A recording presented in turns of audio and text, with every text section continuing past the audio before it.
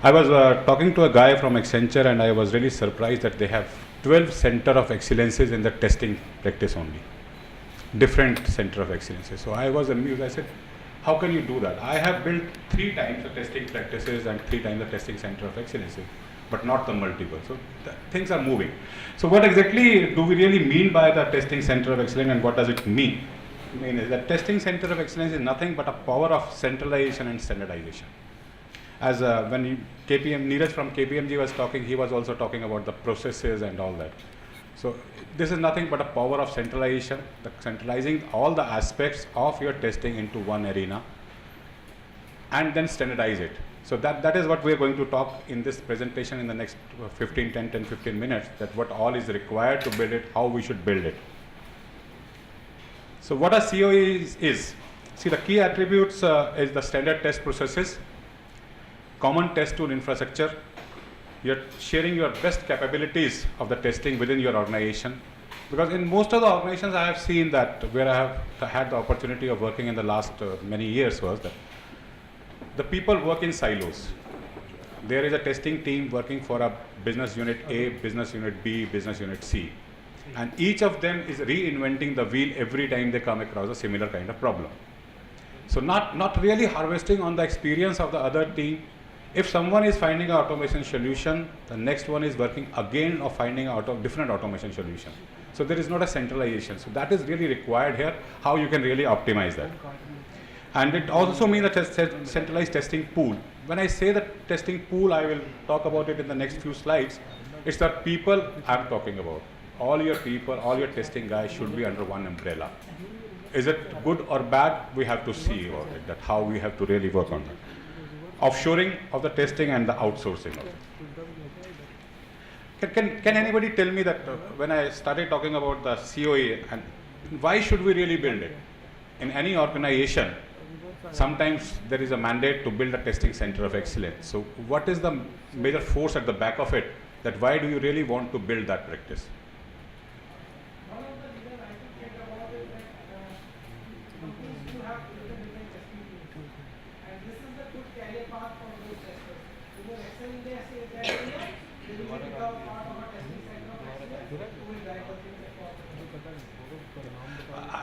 I'll show the slide. There are first few bullets are really the common myths, I can say that. Why do you want to build a testing practice? Because my CIO attended a conference on the testing COE. Or a test leadership has attended the conference. Or my consultant is advising me to do it. Or my competition is doing it. So is this really required? No, definitely not. But the real version of that is interpreted as that you need a cost and efficiency saving. What you are saying was absolutely right, sir. Process quality and productivity improvements and speed to market. Right? See, whenever we have to build something in the organization, whether it's a center of excellence or a process or a function, we have to set the objectives. In center, when you define the center of excellence, you have to define the objective in two folds. One is the test leadership objectives. So these are some of the bullets here that from a testing leadership perspective, what the objectives should be or what the objectives are.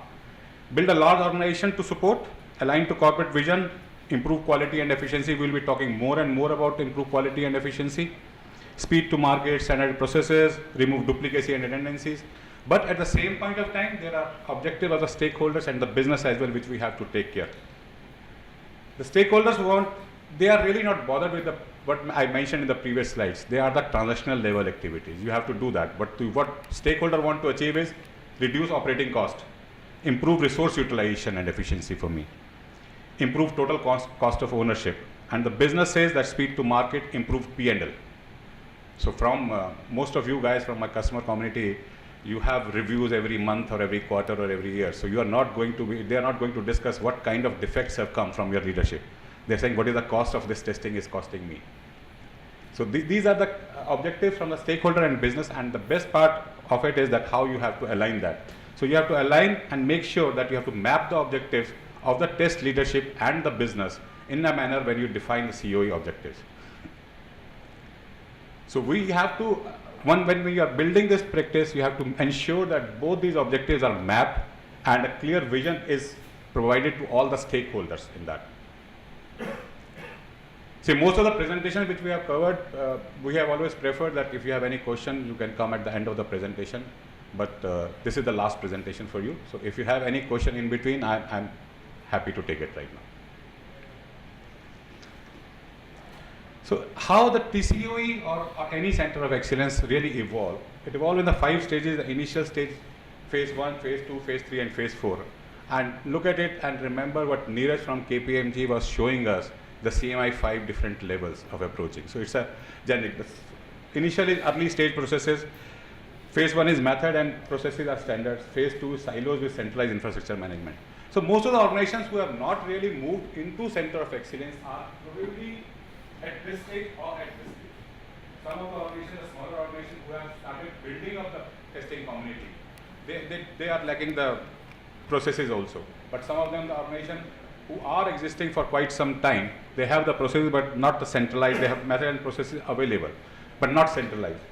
Some are still working with silos, but with centralized infrastructure management.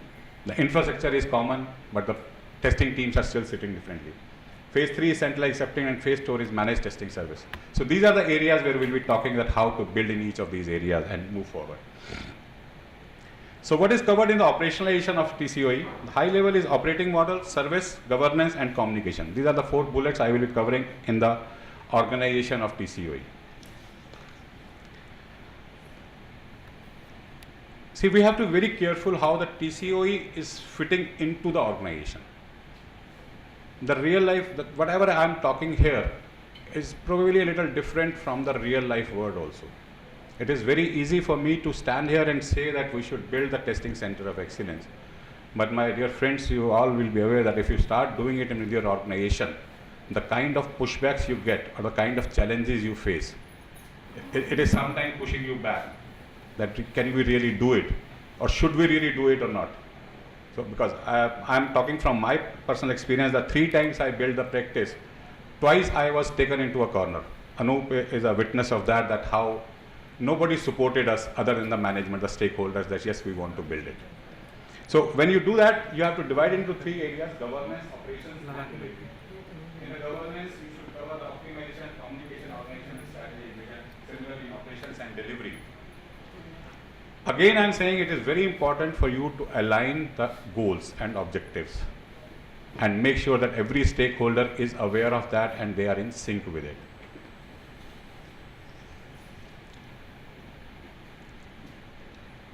Operating model should be designed in such a way that it reflects the size, services and complexity of your TCOE, because you all are from different areas. I think Anup, what I understand from Anup, I do not know about all of you guys as an organization. Which organization are you?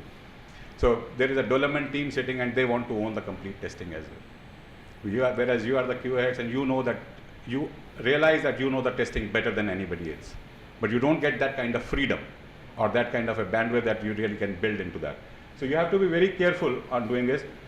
The resource management.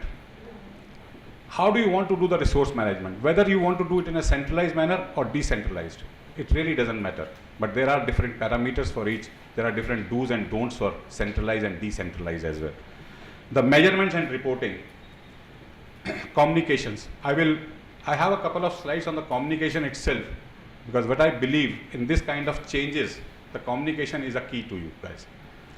The marketing of that, the centralized operation team. The operation team of your testing center of excellence should be co-located. They should be in one building under one roof in one geography.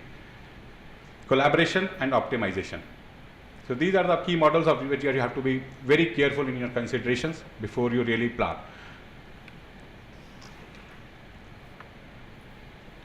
Again, the service and governance model, you should be very clear, crystal clear, I can say that, to know that who does what. So if you look at the TCOE and vertical and project teams, TCOE is something that we are talking. Vertical and project teams, I am not saying that these are the development teams. Sometimes these verticals have the testing team as well aligned to them. So what are their responsibilities? This is not a Bible which we have to follow. This is based on our experience, what I am sharing with you. That can be slightly different. But what I feel is that test management, functional test planning, functional test execution is the areas where the vertical and project team can take the ownership of doing it. But as far as the automation, performance, security, or I can say the non-functional kind of things comes into the picture, or strategy comes into the training and career planning for your resources comes, it should be under the TCOE. You should be able to govern you should be able to define the career roadmap for your testing professionals. You should be able to define the strategy or the vision of the organization at org level, that what it is. And there are certain things which have to be common, like the test methodology and processes, test matrix framework, test tools, and test strategy and estimation. This has to be not owned by TCOE or vertical, but has to be started from here and go up to the vertical level. We define the strategy, you accept it, and you execute it.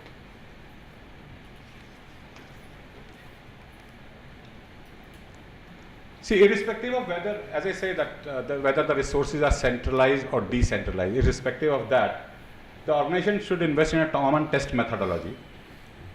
There are 6 blocks I have shown in the test management. There are 6 blocks in the core test processes, which the methodology should be defined something like that. It makes life easier for you. There are ways different to do it differently as well. As I say that what I am sharing with you is not the Bible one has to follow.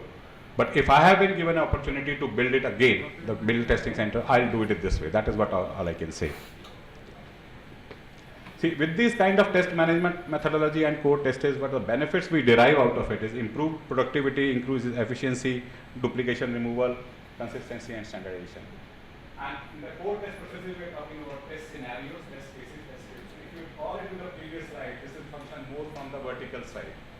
Whereas the test management, strategy, planning, estimation, matrix, reporting, resourcing are the functions from the COE side. So one of the major component of testing center of excellence or any center of excellence is the kind of tools you use. So when I say tools, this community understands all the functional testing tools or auto performance tools or all. But when I say tools, it is much wider a term than our own automation tools and all. But from the testing center of excellence point of view, we have to make sure. My very first statement here is that when we define the automation strategy or we decide about what tool is, the normal experience among most of us guys is that every vendor says it's easiest, his tool is the easiest, we can just install and deploy and start using it. Whereas, do we really agree with that? Even if HP comes to me and they start selling me QTP or Unified right now or any other tool, and they say you buy it, plug it and play. It's like a Reliance dongle that you'll be connected to the net. But whereas it is not. So there are a lot of consideration you have to do in the center of excellence because you are centralizing the automation and providing as a service to different stakeholders. So there are some aspects that what you want to do. Rationalize the tools and licenses. Remember the test management tool do not give you all the metrics. At times I have noticed that some of the customers or my stakeholders used to say me, okay, metrics hai to yaar let's do a QC laga lete hain. So that is not giving you everything what you want out of the tool. So there are not only the automation or security or performance tools, there are a lot of other tools which you have to develop for yourself. So focus on the tools in the wider term rather than the only available market tools. Consider cost-effective solution and for example, cloud services. Pallavi, I am supporting your stake that when you were demonstrating the cloud version of your OpKey. So this is the thing that now I think to optimize the cost and reduce the cost, this is the better effective solutions for you guys.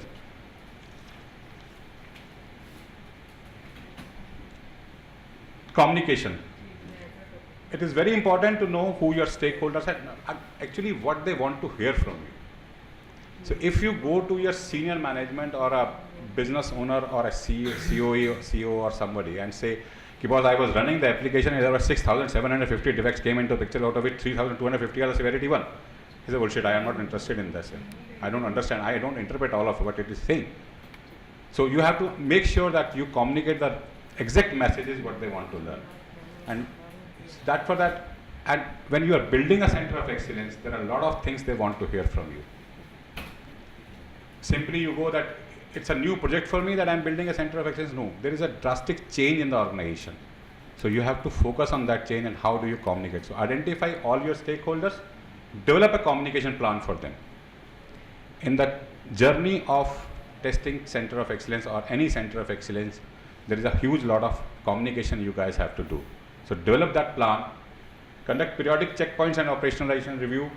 Align TCO roadmap with corporate strategy.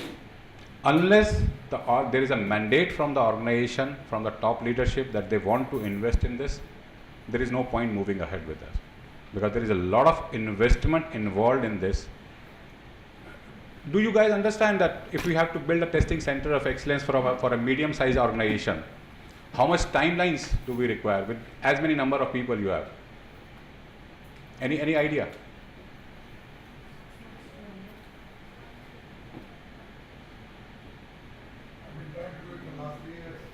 You're still not being able to finish it? So it really depends. But anything between 8 or 9 months to 1.5 years or 2 years it will take to mature as well.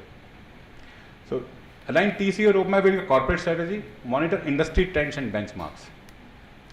See, let's talk about from this perspective. Now when you form this and start executing, you are a vendor to most of your internal groups. It's similarly like HR or finance or IT of a team, of an organization, where all you guys are your customers, maybe internal customers. So from every aspect you will get that challenge that you have for example, you have two different segments in that. One is banking, another is insurance maybe. And the banking one is okay that, okay, I'll outsource all my testing to the center of excellence and they'll do good for me. But the insurance one say, why should I do it? I have Crestech with me, they can do it for me. So you have to define the things in a manner that you are the vendor for them and these all people are your customers. So that mindset, that approach has to be there. So you have to give them the best, you have to give them the industry benchmarks and map it with that. So you are competing internally with the outside world. So that is the key message which I wanted to highlight. Because what I have said in the bottom is, please remember the testing center of excellence or any center of excellence is a company within a company. So you are running a parallel government of your own. So you have to be very careful in your deliverables, in your execution and your reportings. How do you build that? You have to define the organization for TCOE. You have to define the roles, sourcing models, enablement and training models. And this covers mostly your people in that, the roles and responsibility organization structure. So when I talk about the organization, the typical organization structure is like this, that the testing center of excellence has an operation team, which I spoke in the beginning as well, that this should be co-located. There are 3 different teams there. Infrastructure team, testing infrastructure, test shared services and core testing. And some of the responsibilities, high level I have given that operations is responsible for supply and demand, communications, reporting and resource management. That is a completely operation team job. Infrastructure is test management tools, reporting based dashboards, collaboration tools, offshore testing, test standardization and all that kind of stuff. Test shared service, this is what I started in the beginning in the next, third or fourth slide is that test automation, performance testing, test strategy, planning, optimization, methodology. That is your test shared service. Again, I say the core testing is something which can be done jointly between the verticals and the center of excellence or by either of them, where it is more of the execution side of it. If you have defined and designed the things appropriately using the COE expertise, then execution is not a big challenge. Or is it? Is it a big challenge for you guys? Execution? I think if you are planning it well and you are planning it at the right time in the right manner, then execution becomes probably simpler than the difficulties you face in the planning stage.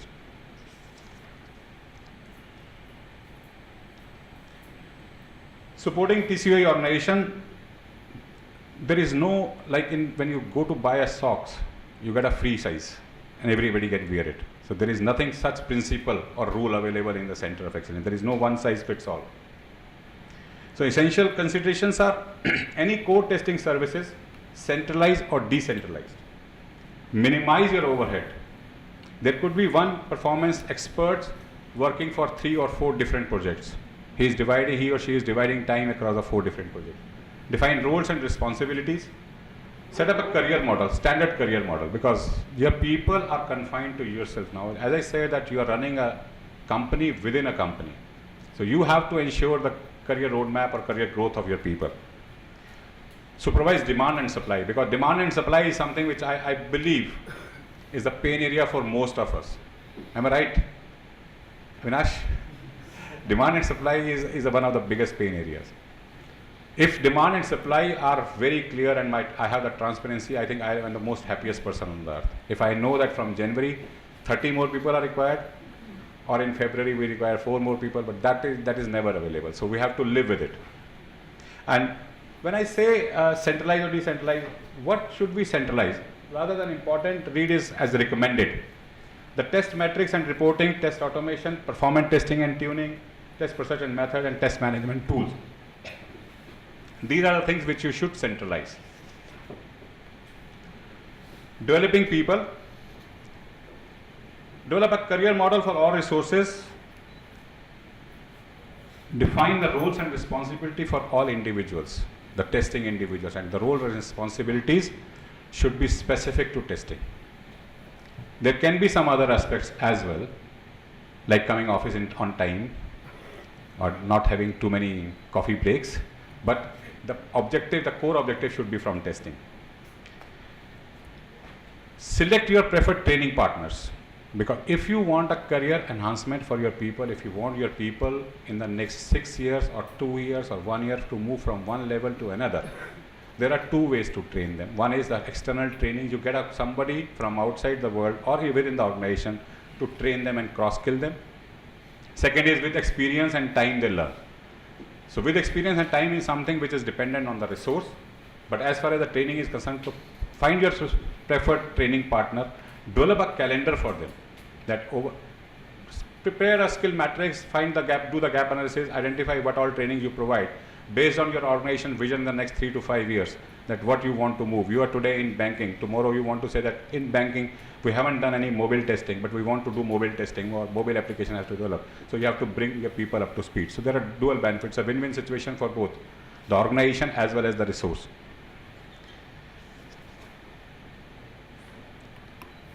Sourcing models. Why to source? Sourcing models and delivery models. Nothing new in this. I think you guys are all aware of it, but I just repeat it. Labor arbitrage is one of the reasons why you want to source again and again. Process maturity, productivity, efficiency, industry, strategical and tactical.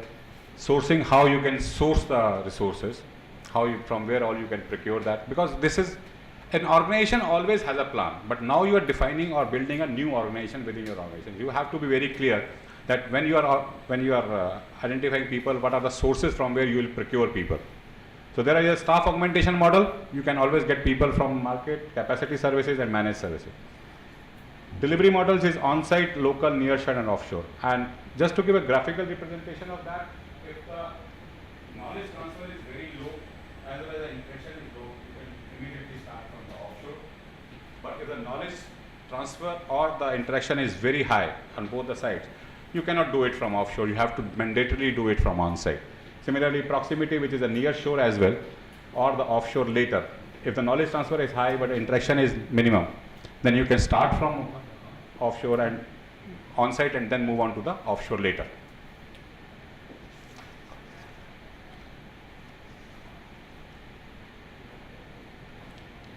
I'm just skipping a couple of slides because I believe that you guys are aware of it. This was a slightly detailed presentation. Delivering and showing value. Now this is very important from the stakeholder point of view, like you guys are from different organizations. And if you have to build it, then from this slide onwards, you will find the ways how you will be measured and how you will be done. So it is important to know that value means to the stakeholders and translate value into operations. From business and customer point of view, the questions which comes to you or the question you want to answer is, are you delivering a quality product? Are you meeting the timelines? Did you understood the requirements, or how much is the operation costing? From IT senior leadership, it is, are you meeting the budget and schedule? Have you cut down on costs? I believe this cutting down on cost is a common challenge you all must be facing from your senior management, that they always want to cut down the cost. How have you improved efficiency? What are the causes of delays and poor quality, and what is the status of testing? So these are the things you have to make sure that you convert these questions into your relevant answers.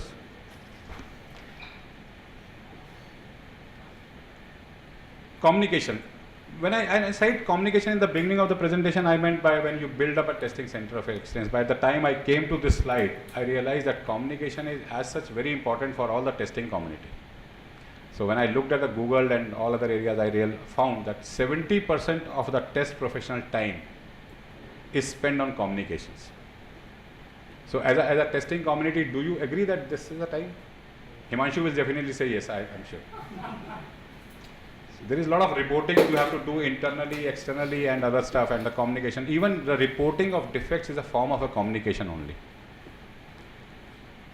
Like Anup was talking about the soft skills, I'll say that for testing community, soft skills is very, very important. Because if you look at from the developer community or testing is more exposed to the customers, internal and external, rather than the developers. So effective communication, what it really means is both parties understand, achieve alignment, time is not wasted, action determined, active learning and speaking.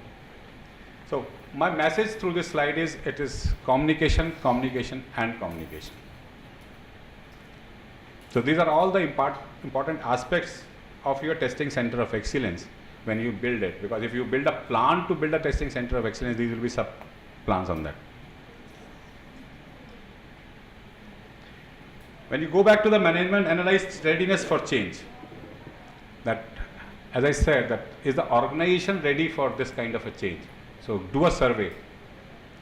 Do a one-to-one discussion with most of the stakeholders and all that, whether they really want it or not. Most of the times I have seen that, I remember that I was interviewed by a CEO in 2009, and he hired me only simply because he wanted to build a testing center of excellence.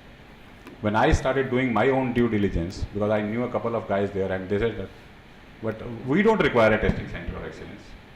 So is it only the CEO's mindset which is doing, but it has to be cascaded and communicated down to the lowest levels as well. You need a buy-in from all the guys.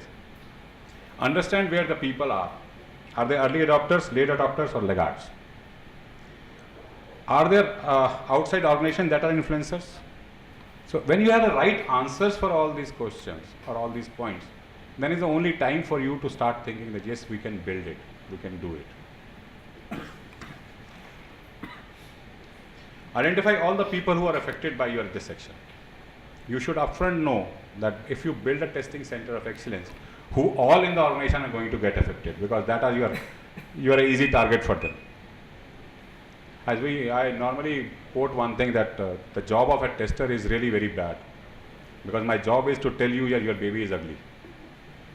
So I am the person with the most biggest hit list with the agenda.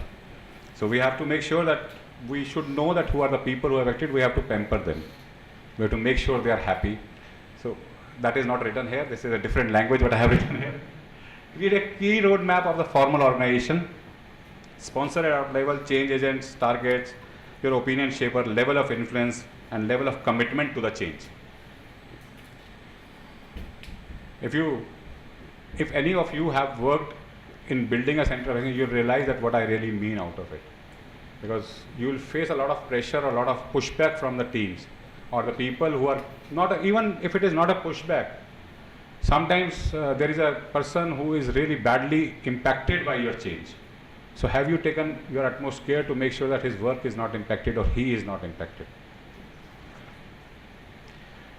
This slide is pretty good. That change, there is a lot of change you have to do with these kind of movements or these kind of change. So change is a journey, not a blueprint. So you have to develop detailed multi-dimensional plans with change description, business objectives, human objectives, roadmap, vision, measurements, and all those kind of stuff. Recognize that this is a journey. We'll need to adopt plan as needs change. I think this slide is very relevant, that build a committed management council. You have to make sure that your management council is committed, hardcore committed to support your testing center of excellence. Establish a clear vision, articulate that vision. There will be a lot of obstacles or barriers or blockers or whatever, so you have to eliminate that. How is not something we can discuss it in such a forum. There are different kind of methods and tools how you have to overcome that. Recognize and reward short-term wins, take it for long haul. communicate with the affected groups. So, but you have to have a management council. You have to build a team of management council, representative from management, stakeholders, or all the influencers within the organization into this kind of a core team.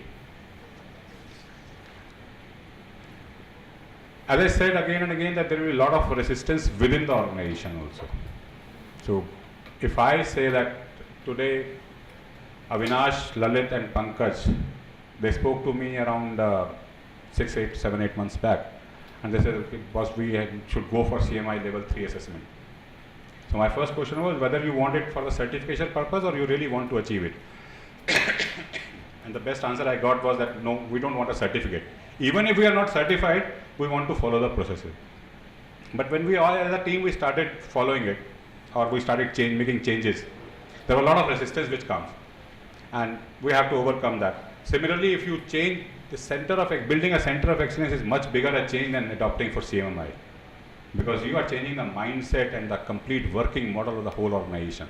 So there will be a lot of changes coming to you. So there are some 6 indicative methods for dealing the resistance to change. I would not like to read it one by one, but you can see it. I was actually very impressed with the 6th one. Explicit and implicit. There are a lot of pampering I have done in the first 5 कि ऐसे कर लो यार, ऐसे कर दो, ऐसे कर दो. नहीं मानते हैं तो use your authority and power to get the things changed. But these are just indicative. There are different ways as well. As I said, that this is not a Bible. This is just based on our experience, the Crestech and my experience in together. That what we have seen, that how you can really make sure that people are aligned to it. Facilitation and support, provide help, mental and emotional support to the people. But try all the ways. But if you cannot achieve it with the first 5, then the 6th one is definitely with you.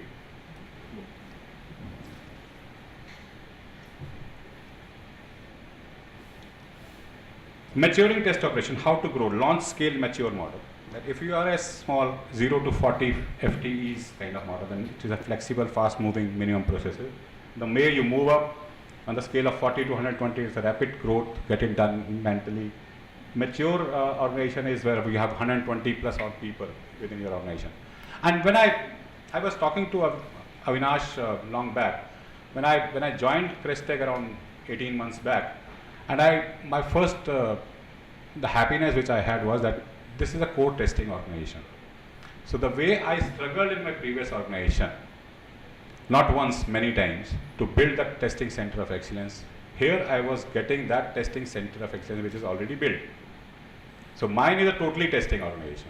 I have never faced a challenge in my last 18 months that if I have to do it. The kind of standardization which we have, the kind of centralization which we have, that is exactly what is required. So to replicate the similar kind of model is something which I am very keen to do it for others. That yes, this is the model which we have to follow. So we from a Crestech point of view, we have gone to the maturity level now. We have more than 120 people or something, and we have all the standardized, and we have done it now. But regardless of size, there are some common things, essentials which we need to follow. Strategic and operational roadmap, standardized metric frameworks, and like test management, career model, training program, ring fencing, test stages, and all.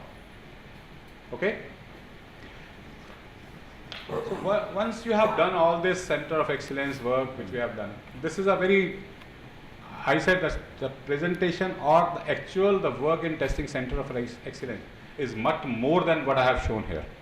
The real life is not as easy in making it in 25 slides.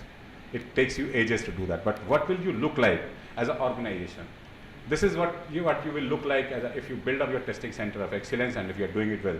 This is the typical sales slide, I can say. These are the typical customer challenge. This is how I do it. This is what you benefit out of it. And how you do it is supported by your center of excellence.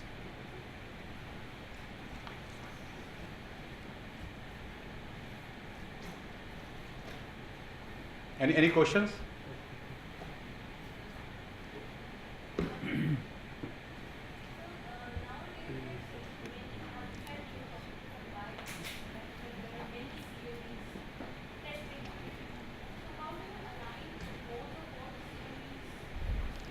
See, I was taking the example of Accenture, and I'll still take the example of Accenture. Accenture has got, at that point of time, nearly 10,000 or 8,000 different people in testing. spread over 6 geographies. They had around 70 odd offices, and they're sitting. So their different center of excellences was center of excellence on security, because the scale was that high that they cannot have everything under one roof. So they bifurcated it. For security, they are still providing a horizontal services to all the customers across the location, but only security testing. There is another one on automation. There is another one on innovation. So like that, there are multiple. Again, to operate that, there is an operational team or a governance team which is governing all those 8 or 9 different center of excellences. No, that is not a shared service. That is center of excellence only. As I say, the shared service is a different than the center of excellence. Center of excellence where you have the complete expertise sitting in this. Normally, the center of excellence doesn't want to do and should not do the execution part. The shared service is something where the execution has to be there.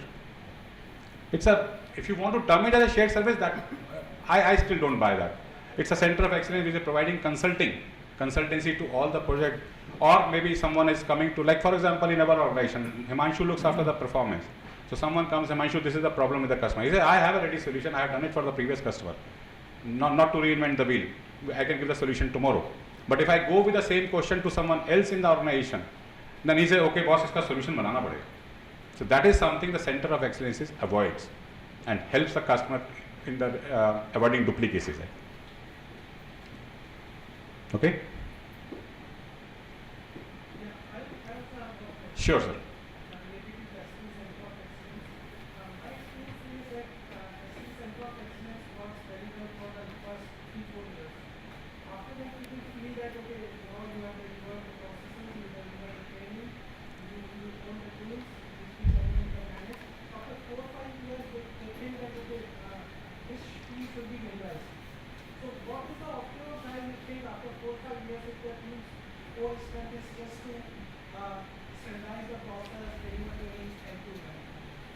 I'll say there is no fixed formula for that. And what I feel is that it all depends on the size you are operating at. If your sales is very strong and you have multiple new customers added every week, every month, then there is no question of reducing your team size. And as long as you have the innovation build up as a one component of your practice, there is no end to it. Because learning and innovation is something which never stops. I think what you are talking is just a couple of IT organizations where I have interacted. I have seen that happen. That in 2-3 years, one of them is our customer as well, Avinash. So they did that, and then they have a head of testing sitting in one corner who has only 5 people reporting into him. He only does the pre-sales support. So I think that is a wrong model. So you should not reduce or undermine the importance of a center of excellence. Center of excellence is not pre-sales. Pre-sales could be one component of center of excellence, but the standardization and the automation and the performance and all those activities are common across it is the center of excellence. Yes, people strength, resource management, even demand and supply and career planning are definitely components of that. But center of excellence is not something where you can define a core team of 10 people or 15 people. It have to confine at that.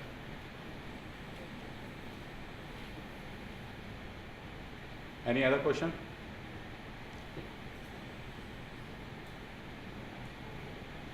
Are we done? Thank you very much, guys.